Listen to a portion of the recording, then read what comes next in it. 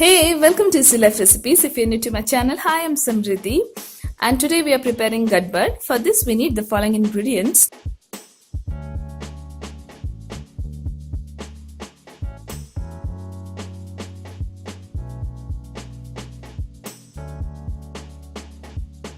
Now, let's move ahead with the preparation. Firstly, take a bowl or a glass.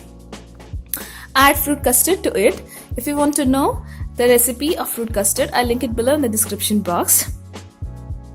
Then add the chopped dry fruits like cashews, raisins, watermelon seeds, pistas. Then add a scoop of ice cream, it's pista.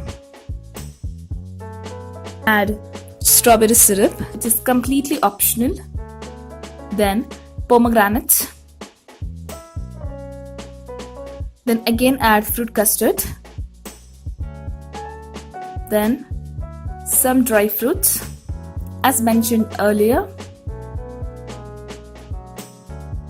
Then again a scoop of ice cream. This time it's mango. Then top it with the chunks of dairy milk chocolate.